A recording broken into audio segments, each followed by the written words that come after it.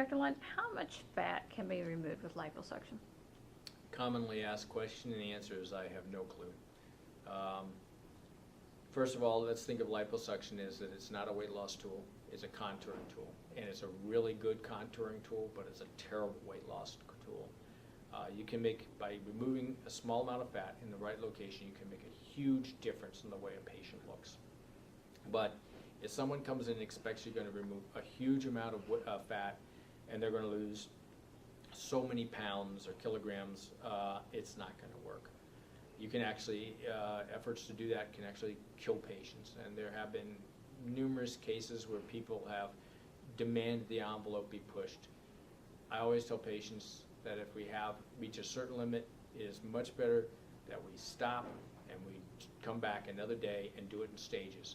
We'll get the result and we'll do it safely. So what exactly is liposuction? What do you do? How does it all work?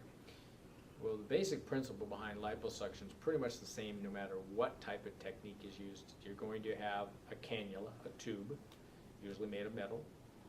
You're going to have it attached to a suction device that's attached to a machine that's going to collect. So what you do is you use the cannula going through a very small incision to go through the layers of fat, and as it does so, it extracts fat from the pot area, and the fat level shrinks down, and that's basically what liposuction is. There are lots of different modifications of that, and you hear they come under all kinds of different little nicknames or different little short abbreviations, but the core principle is cannula, some type of suction, that going through the fat and removing it. Which brings me to my next question. SAL, PAL, UAL, Yeah. whatever else they want to come up with next, the most neat, famous utensil. Does it make a difference to the patient? Is it more doctor preference? Wow. That's a double-edged sword. First of all, the thing is important to remember, I speak in terms of analogies, and I do that with my patients because I think if we spend too much time talking just in medical terms, patients can't relate to it. But everyone can kind of relate to the idea of the tools in a carpenter's toolkit or to the different chisels a sculptor uses. That's the same thing what different types of liposuction are to a plastic surgeon. And so for certain types of patients, maybe one type of liposuction technique is going to work better than for other patients. And then there are other ones I think are just pure marketing hype. Again, it's important that the surgeon and the plastic surgeon and the patient sit down and discuss why this particular technique is going to work best. But in turn, there's things like UAL, PAL, all these things. They're all just basically, again, modifications on the same thing. Cannula, suction, removing of fat. Is one technique more successful than the other? Well, the gold standard technique still is SAL, which is suction-assisted lipectomy. It is still the gold standard. It's what everything else is measured against. It was invented in 1982, and it has been modified and improved upon, and its track record is well documented and quite successful and well proven. So I think that's the gold standard. There's some modifications that help in some patients. Power-assisted liposuction really does help in patients who have a lot of fatty tissue areas and can help out. There's some instances where the ultrasound can help maybe in some patients. There's a lot of hype about certain types of things using lasers these days. If you really want to have an interesting debate, get a group of plastic surgeons talking about that. The documentation just right now doesn't seem to be there for supporting what the marketing hype that the companies are putting forth. But stay tuned. There's a lot more of that to come in the future. Let's talk a little bit about recovery time. I understand swelling and bruising is very common. Is it outpatient? How painful is this procedure? Well, for most patients, it's outpatient. Now, if you go past a certain amount of volume that's removed, then your plastic surgeon may recommend you stay overnight. And that's only done for safety reasons. The plastic surgeons don't want you to stay overnight just because they want you to be in the hospital, but we're going to have you stay for safety reasons. But let's say the vast majority are outpatient. You come in the morning and you go home later that day. Most patients that evening are going to go home in some type of compression garment.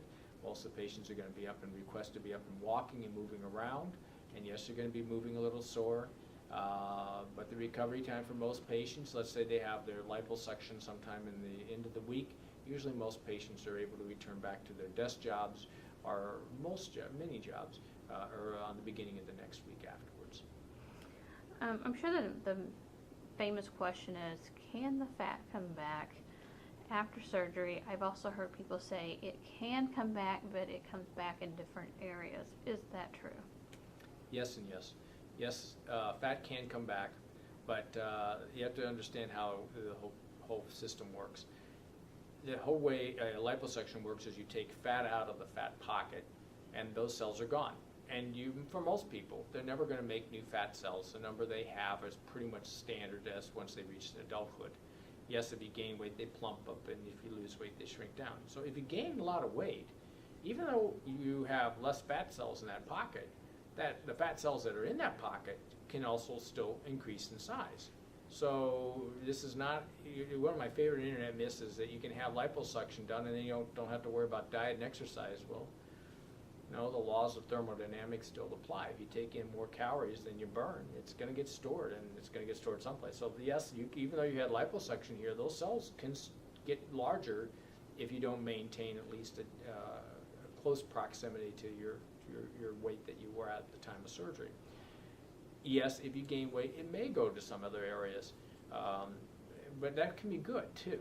Sometimes patients say, well, it always goes to my saddlebag area, to my tummy, or to my love handle area.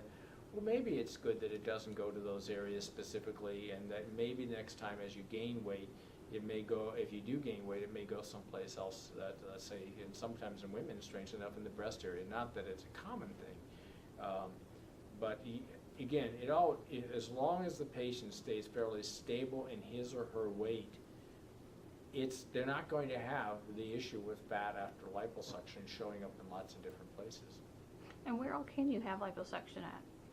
You can have liposuction all over. You can have liposuctions in some areas of the face. In the neck area is very common. In men, the chest area for male breast development sometimes. Upper back, very common both in men and women. Arms, you can have liposuction very commonly, of course, in the abdomen, the trunk, the back of the trunk, the flank love handle areas, thighs, buttocks, all the way down into your calves. I don't think I've heard of anybody yet doing liposuction on the feet or hands, but somebody's probably tried it and just never written about it. What about liposuction? Does it help after pregnancy?